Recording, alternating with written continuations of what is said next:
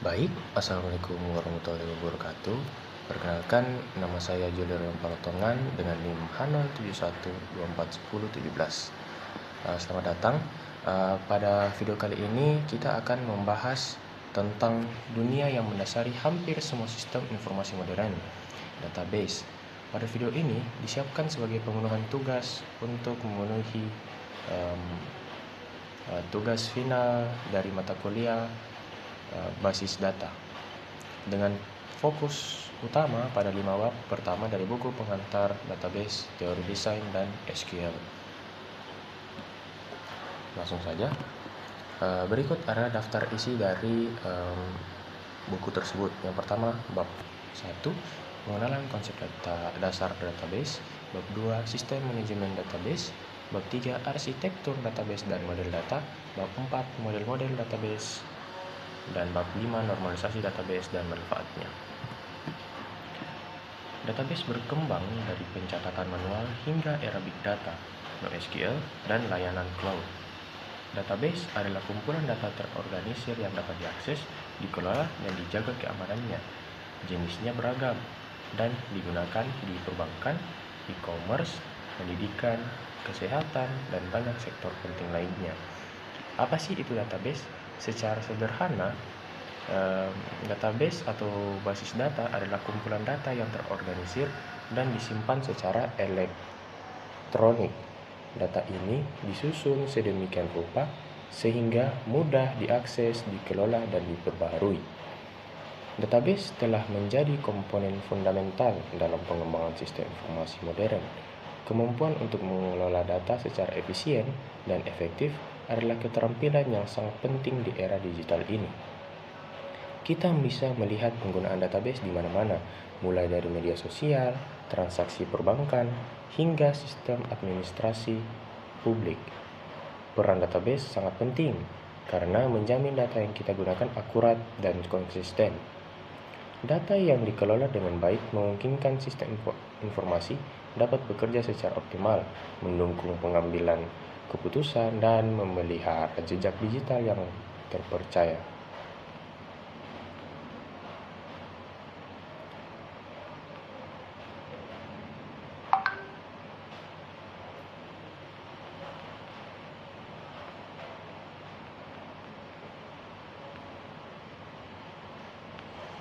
Yang kedua, kita masuk di bab kedua, Sistem Manajemen Database atau DBMS. DBMS adalah perangkat lunak yang mengelola penyimpanan, akses, keamanan, dan pemulihan data.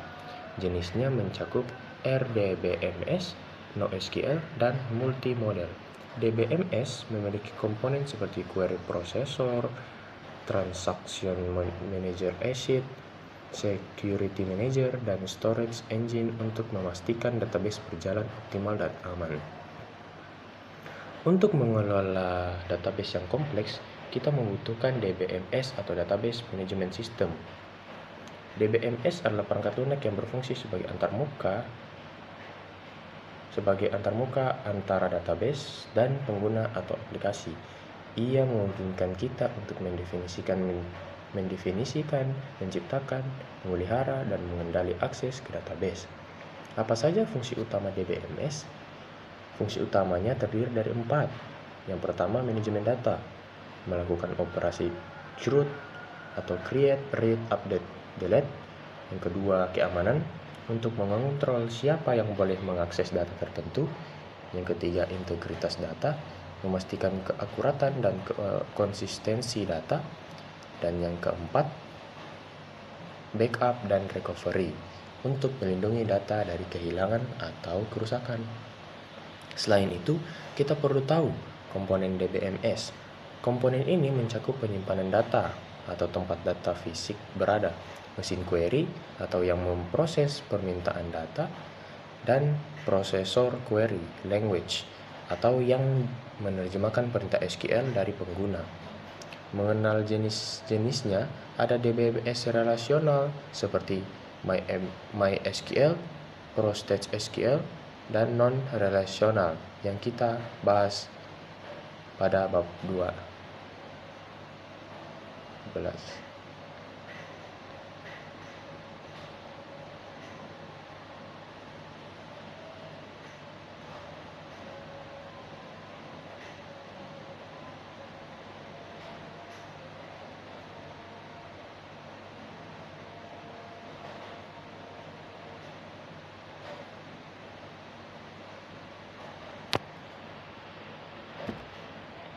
Berikutnya kita akan masuk dalam bab 3, yaitu arsitektur database dan model data.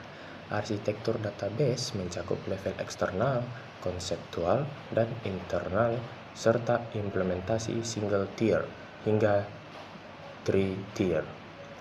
Model data yang umum dipakai adalah model relasional dan ER, yang menggambarkan entitas, atribut, dan relasi sebagai dasar pembentukan tabel. Arsitektur database adalah fondasi di mana DBMS beroperasi. Konsep yang paling umum adalah arsitektur 3 skema. Yang pertama, skema internal, bagaimana data disimpan secara fisik, skema konseptual, struktur logis keseluruhan database, dan skema eksternal, tampilan data oleh pengguna tertentu. Selanjutnya adalah model data. Model data adalah kumpulan konsep yang digunakan untuk mendeskripsikan struktur database. Ini mencakup bagaimana data direpresentasikan, bagaimana relasi antar data didefinisikan, dan bagaimana batasan integritas diterapkan. Model data yang akan kita fokuskan di bab berikutnya adalah model data relasional yang merepresentasikan data dalam bentuk tabel. Model ini merupakan tulang punggung dari sebagian besar database yang kita gunakan saat ini.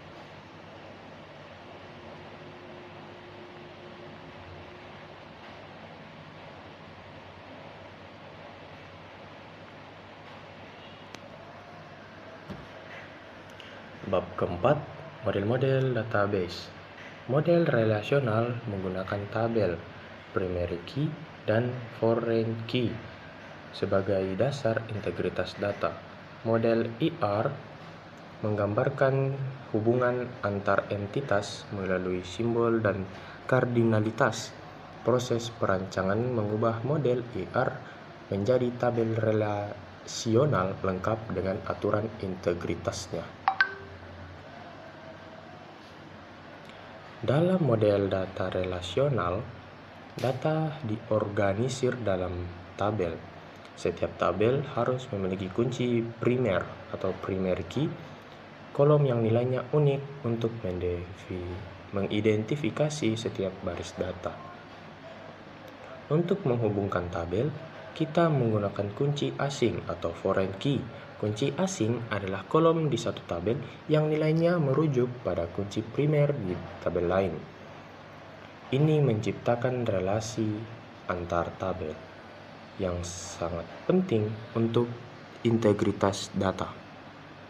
Sekarang, bagaimana cara kita merancang tabel-tabel ini?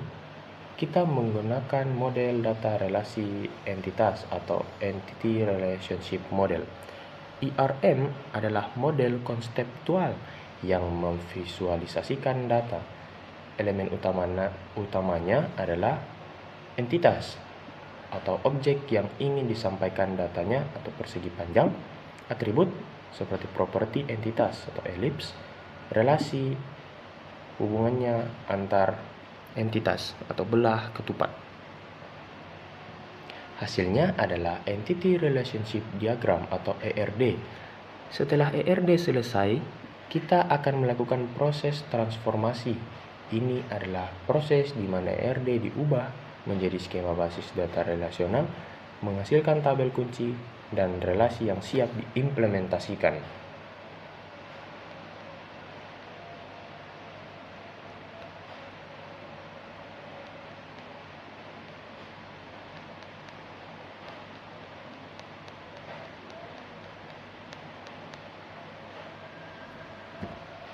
Dan yang terakhir adalah bab 5, normalisasi database. Normalisasi mengurangi redundansi dan mencegah anomali data melalui tahapan 1NF, 2NF, 3NF, BCNF, dan 4NF. Setiap bentuk normal memperbaiki struktur tabel agar lebih konsisten dan mudah dikelola. Hasilnya adalah database yang lebih efisien, rapi, dan mudah diperluas. Normalisasi database dan manfaatnya. Normalisasi adalah teknik perancangan database yang sangat krusial. Tujuan normalisasi adalah untuk merancang struktur database yang efisien, mengurangi redundansi data, dan meningkatkan integritas data. Normalisasi dicapai melalui serangkaian langkah yang disebut bentuk-bentuk normalisasi. 1NF atau First Normal Form ini menghilangkan pengulangan grup dalam baris. 2NF atau Second Normal Form ini memastikan semua kolom non-kunci bergantung penuh pada kunci primer. 3NF atau Third Normal Form menghilangkan dependensi transitif atau kolom non-kunci bergantung pada kolom non-kunci lainnya. Dengan mencapai bentuk normalisasi yang baik, kita dapat mendapatkan manfaat normalisasi, yaitu mempercepat proses update dan delete data, mengurangi ruang penyimpanan yang terbuang karena redundansi, dan memudahkan pemeliharaan dan modifikasi struktur database.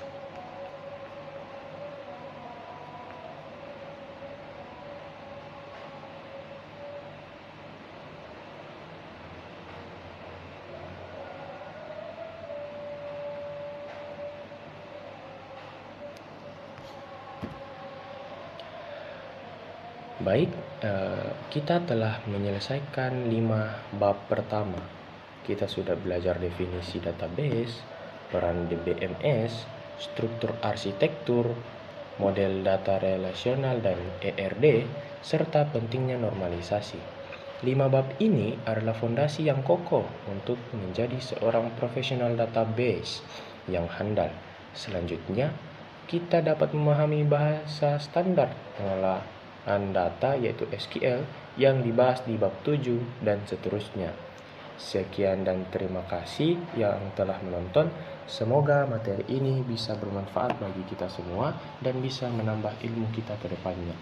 Saya Julio Rema Parotongan dengan NIM H071241017. Izin pamit undur diri. Sekian dan terima kasih. Wassalamualaikum warahmatullahi wabarakatuh.